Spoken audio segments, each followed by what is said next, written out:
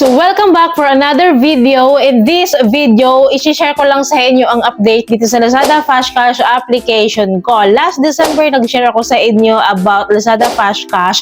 For the second time, nag-apply po tayo and that was still unsuccessful.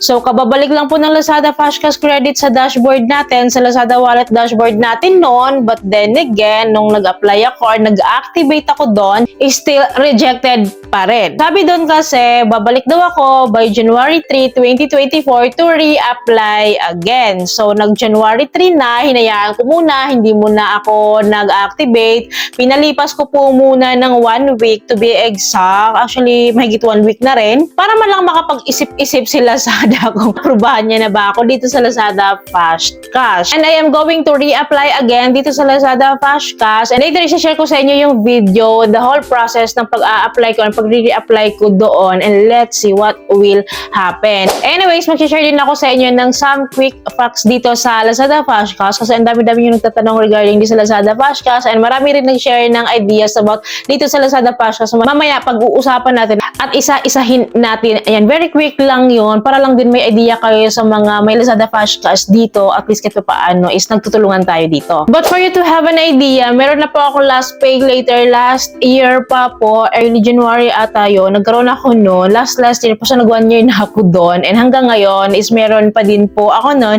And hindi po naging frozen yung account ko doon. And hindi po na-restrict. Never ko po naka-encounter yung mga ganong na-encounter ng iba na na-freeze daw, na-restrict daw, or hindi na daw magamit. Hindi ko po yung na-experience. And never din po ako nagka-delay dito sa Lazada. And never po ako nagka-violate dito. Kaya umaasa ako dito sa Lazada Flash Cash, loan ni Lazada, napaloan ni Lazada is hopefully mag-granted na tayo para kahit pa paano, ma-share ko sa inyo yung idea at kahit pa paano ma-experience na rin natin dahil ang dami-dami nyo ngang tanong about Lazada Flash Cash. Lagi naman ako nagtitry hanggat sinasabi nila sana na pwede mag-apply. So mag-apply lang tayo so wag tayong sumuko. And this time nga, i-share ko sa inyo yung full video ng re-application ko. Open lang natin tong Lazada app ko. So click natin yung account sa baba. Then, X lang natin to. Then, sa may baba, sa Lazada Wallet Dashboard, so makikita natin dito na located si Lazada Flash Cash Credit. So, kung mapapansin nyo, naka-enable na sa akin yung activate. So, click natin si Flash Cash Credit. And then, ito yung lalabas. So, nakalagay dito, no processing fees, fast approval and withdrawal, usable anywhere, then only 3 steps to apply daw. Verify phone number, tapos scan face or ID card, then submit personal info. So, para makapag-start tayo dito, click muna natin tong terms and conditions and privacy notice ni Lazada bago tayo makapag-proceed sa activate now. So, i-click lang natin tong circle dito sa may gilid. Ayan. Then, click natin yung activate now right after para makapag-start na tayo. Then, ito yung lalabas. So, magsisend po sila sa atin ng verification code, 6-digit code. So, antayin natin. So, ito siya. Ayan, nag-automatic na siya nag-fill up. Then, sa may baba, click lang natin tong submit. Yan, sa may baba, ayan, click lang natin yan. Then, ito yung next step. So, just 2 steps to activate na lang daw your Lazada Flash Cash. Pero dapat 3 steps, di ba? So, yun, medyo alanganin na naman tayo dito. So, click lang natin tong take selfie. Ayan. Para makapag-proceed na tayo. So, ayan. So, no, blink daw. Ganun lang. Face verification, then still waiting tayo dito sa next step. So, nakalagay dito, we are estimating now yan yung Lazada Flash Cash application ko. So, wait lang natin. Kasi hindi naman tumatagal mag-respond. At hindi naman siya matagal talaga. So, yun. Ito nakalagay, Lazada Flash Cash application is under review. We got your application. We got your application, then please check back in 24 hours. Pero hindi naman talaga 24 hours to. So, click natin tong back to home. Then, tingnan lang natin yung progress. So, nakalagay dito, processing siya. Yung Lazada Flash Cash application ko. Then, balik tayo sa may dashboard. Lazada Wallet dashboard. Then, makikita din natin doon na naka-processing siya. So, ayan. So, I-click natin tong Fast Cash Credit, yung Lazada Fast Cash Credit, i-click natin para makita na natin yung status kasi hindi naman talaga umaabot ng 24 hours yung result. Kasi click natin. So, agad-agad, ito na siya. Nakakalungkot. Your Lazada Fast Cash application is unsuccessful for the third time. So, nakalagay dito, your application doesn't meet our requirements. Please try again on February 10, 2024. So, by February 10 po, babalikan ulit natin si Lazada Fast Cash. Wala po tayong kapaguran dito hanggat hindi sinasabi ni Lazada na hindi na tayo pwedeng mag-apply. So, syempre, go lang. Until nandyan pa rin siya, may offer pa rin siya. So, why not, diba? So, activate lang tayo ng activate dito kasi syempre yun yung gateway kasi para makita natin kung magkano yung offer sa atin ni Lazada. Yan po kasi sinasabi dyan na 80,000 pesos na pwede nating balon is yan na talaga as is yung amount na makukuha natin. Hindi po ganun ha. Kasi pag nag-activate tayo is doon pa lang natin malalaman kung magkano talaga yung minimum na pwedeng i-offer sa atin ni Lazada. But this time, again, as promised, magsasagot tayo ng very quick facts lang dito sa Lazada Fast Cash. So, according to sa mga viewer ko ha, at least kahit paano may idea kayo. So, sabi niya dito, partnership yata siya kay Bilis. May partnership daw si Lazada kay Bilis, kaya malaking chance na ma-reject kapag may existing loan sa Bilis.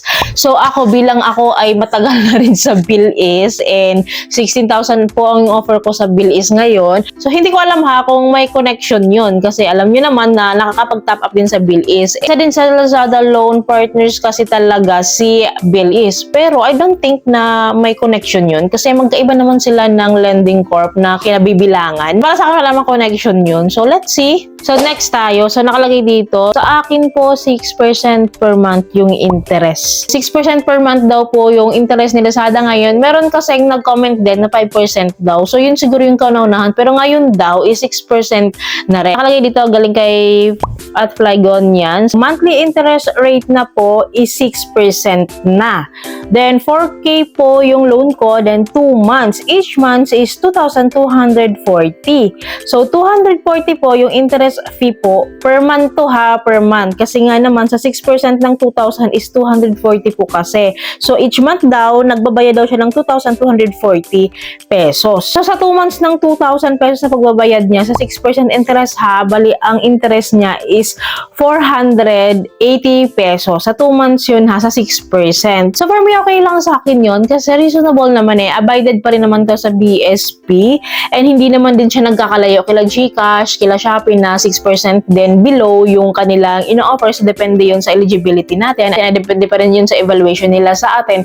So possible na ito lang yung first offer nila na interest. So parang kalaunan din siguro, bababa din to I think kasi hindi naman palaging ganito. Depende yun sa loyalty kasi natin dito, diba? Kung lagi tayong naglo-loans or lagi natin tinatangkilik yung Lazada loan products ni Lazada, I think bababa din to. Mataas na rin kasi siya no, compared kila Bilis, kila GCash talaga, and kila Shopee. So, syempre iba-iba nga. Para lang din syempre may idea kayo. Whereas, meron din pong nag-comment dito. Sinasabi niya na fully paid ko na yung sa akin tapos nag-withdraw ako ulit. Nakalagay ineligible. Tapos applicant's previous application rejected. Actually, paulit-ulit din to sa comment section ko na may mga ganong issues si Lazada Fast Cash na kapag nakapag-loan ka na, then sa next application mo is parang re-reject na siya. Yun nga daw, na-restrict yung account and napo-frozen. Pang ineligible na to loan again. So, may mga ganong issue. For me naman, hindi ko pa kasi yun na-try. Kaya hindi ko talaga ma-assess sa inyo. Pero based din naman sa mga naka-experience, naranasan daw nila yung mga ganon. So, yun lang yung parang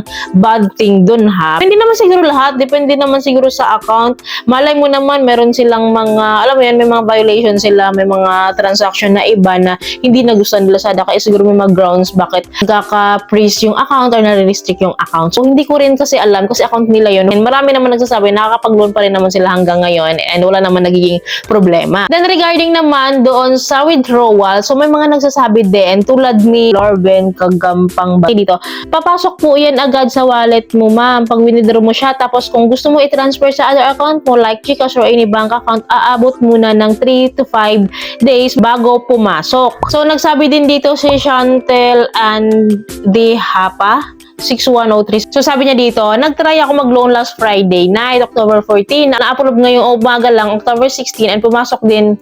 Na-approve ngayong umaga lang, October 16, and pumasok din sa GCash ko. By the way, 2,500 pesos lang yung niloan ko.